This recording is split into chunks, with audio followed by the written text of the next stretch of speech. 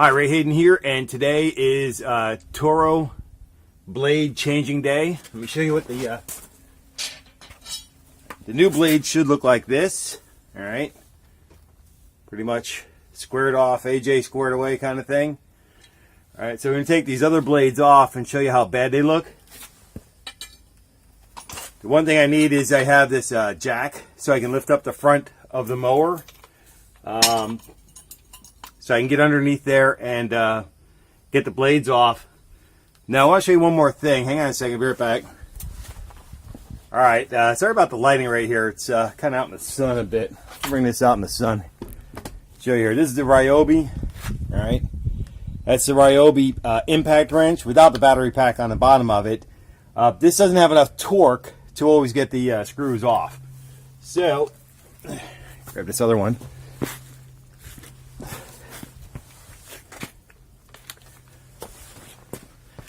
Around on the other side, I keep getting in the sun. Now this one here is the this is the Makita one, or the Milwaukee one. Sorry, it's a Milwaukee Fuel. It's the M18. I guess it's a battery pack or the system, one of the two, and I'm not really sure. But this one here has a lot more torque on it to help me get those blades off. I'm going to push the camera back a little bit. I'm not wearing the microphone again today. I'll fix it in post-production. But I'll push the camera back. And I'll show you, I have to attach this jack to this other piece that we mount to the mower. And it allows me to lift this whole thing up. You don't want to leave this on the mower. You have to take it off. You can't leave it, you can't leave it on there the whole time.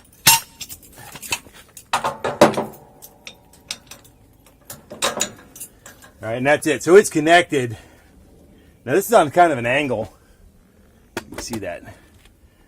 But when we get it jacked up, when we get this thing jacked up, it'll be straight, so it'll be fixing that part of it. Let's put the camera back a little bit for safety, for the camera. All right, so I'm going to jack this up. I'm going to jack the jack up. I'll speed this up. And then I'll grab my Milwaukee impact wrench here and take off these old blades.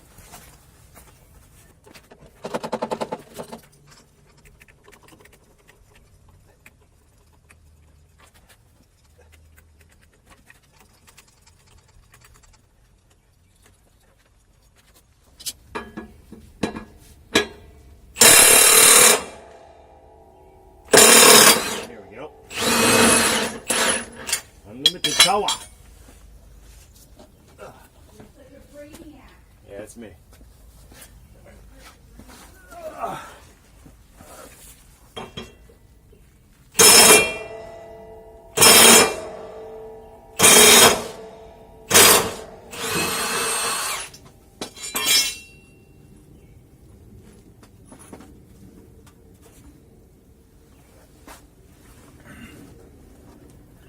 Got a wreath already started for next year, right?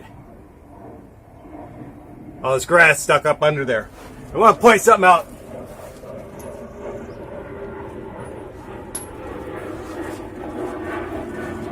I was wondering why the power was bad here, but you see that little light on top, just above that green light? There's a 1, 2, a 3, and a, just a drill. And you have to select through these buttons. There's a little button on top of that you select that goes 1, 2, and 3. 3 is for the most torque. And originally I didn't have that going. I couldn't get 2 of the blades off. But I got them removed by switching it up to the 3. Maximum power. Now I just got to make sure that I don't strip out the nuts as I'm taking them out. So they came out okay. And let's take a look at these blades. Alright, so here's what the blade's supposed to look like, right? You can't see the fine detail, sorry about the lighting there.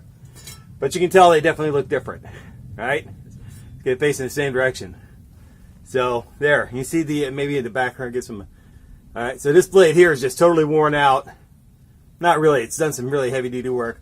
This is a brand new blade. And I thought I had 3 more blades, but I might be incorrect on that. I'll have to check the inventory here and then put in the order now for the new blades. So hopefully before I actually need them, we'll have the whole new set, whole nother case of them in here. go through blades pretty quick. So now let's put these ones on. But first, I'm gonna prep my I'm gonna prep the screws. You should get some contrast back there, right? So the screws, I want to get them kind of cleaned up. Make sure there's no dirt or soil or anything stuck in them. And then when I get that done, I'll put them back in, all cleaned up, and I just hit them with a little bit of WD-40 on there, because every time you start the blades and they start spinning real fast, it actually torques them down. I had one of the folks at the Toro dealer explain that she owns, with her husband, they own a lawn care company on the side, and they also, they work with Toro, and they also do landscaping. So she said, hey, every time you turn the blades on, it torques down a little bit. So if you don't kind of release the pressure and get them back up again, they will torque back on there, and it'll be really, really hard to get off of the system of the mower, which is why I had to go with the Milwaukee an impact wrench, because the Ryobi doesn't have that much torque on it. So I had to go with the other one. So let's get these things cleaned up, come back in a minute, and put these back on. Okay, we're back. I cleaned up the bolts. All right, cleaned up the bolts. I basically I spray them down with water to just knock this stuff loose dirt and stuff on there, any kind of grit or grime that's in there. Then I take my paper towels and I basically screw right around the whole thing, make sure that I really don't want any grit in there, because then it'll get locked up in the other screws in the system, and I don't want to have to replace that stuff. So I clean them all up, lube them up. The new blades had this little sail kind of thing on it. It kind of twists up a little bit. That goes up in the air. So this is the blade. This is cutting edge. This goes, down. The edge is, maybe you see it a little bit on. It's on an angle down there, right, like a knife blade. And then this part here is up. And what that does is creates a suction to lift the grass up. So these are lifting blades. They lift the grass up and then cut it off there. Now, just want to point that out. It's the lifting blades that get tore up, right? So it shouldn't have this thing here on here at all, this thing like that. But this is the lifting blade, and the top of the lifting blade is tore up. All right, so this is hitting some heavy-duty stuff. All right, so let me go ahead and pop these back on here underneath. I can't get the camera too much lower unless I put it on the ground or something, so you can see what I'm actually doing. But my wrench.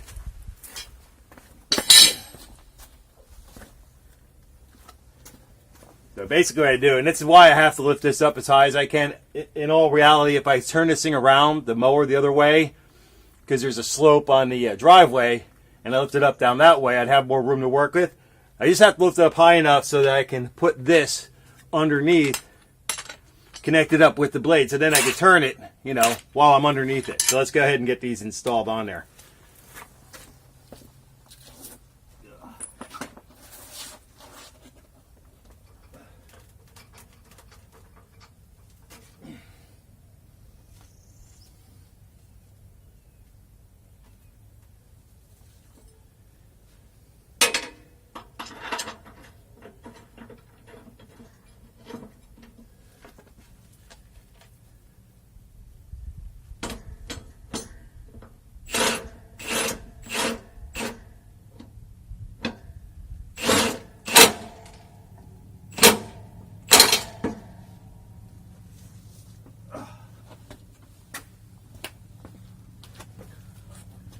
There were the big grass plugs stuck underneath. This wraps around the center part of the blade, above the blade where the nut sits and everything else. This thing here is just kind of riding up there, So I got to pull these off. I got one more on there, so we had 3 kind of wreath things going already. So let's get the next one.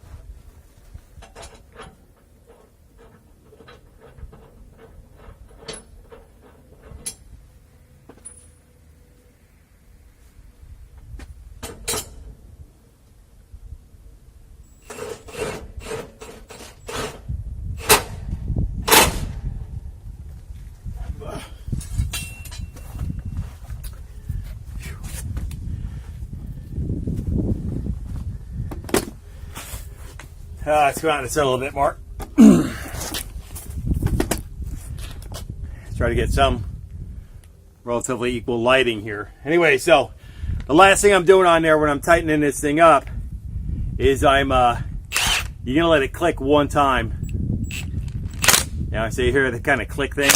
All right, so I let it click just about once, maybe twice. I don't want to get them on there too tight because as soon as I pull the knob to get the blades to spinning, they torque down. The blades keep torquing down. So you don't have to get them on. It's called hand tight. You know, my distributor said, hey, you know, just ask them to put them on hand tight, and then maybe the Ryobi would get it off. But they were having a really hard time loosening up the bolts, and I was doing all kinds of stuff.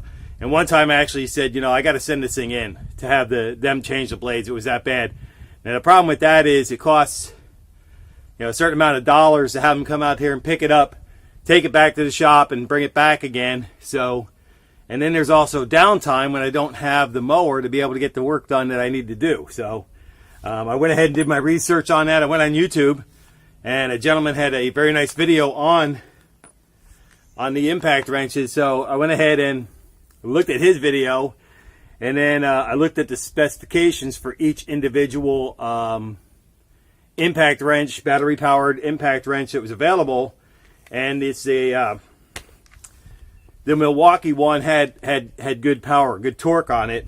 And the one store, I think one store I went to didn't have it in stock, so I went to another store down the street. I go to both. I give them enough business for both of them, and you know, me and Misdemeanor.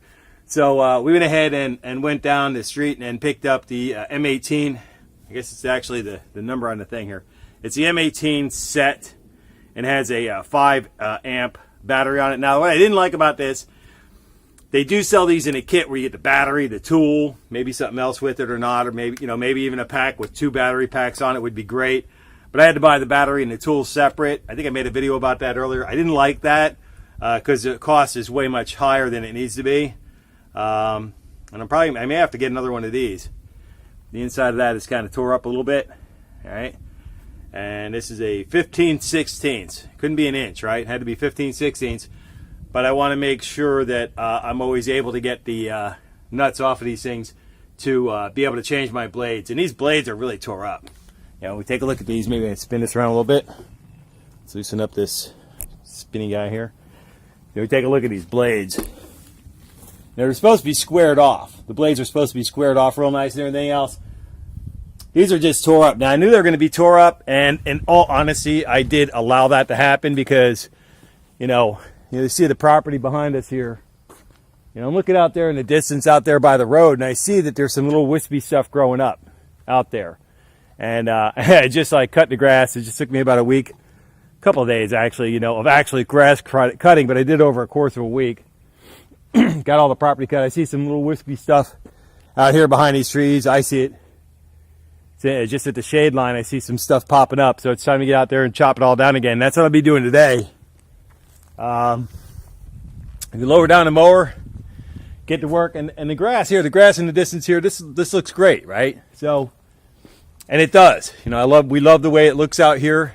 So what we do is, we just try to keep the grass low, down about 2 inches. That's the way I cut it. I should go to 3, but from 3 inches, it seems like it's just a short distance. This stuff starts popping up like crazy. So I want to keep it down low, and it also helps keep the, basically the ground nice and smooth as can be.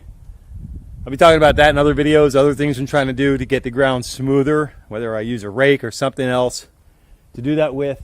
We'll talk about that in a future video when I make up my mind on what I'm doing, how I'm going to do it. But I want the grass out here to look better than a county park, all around us here. Right?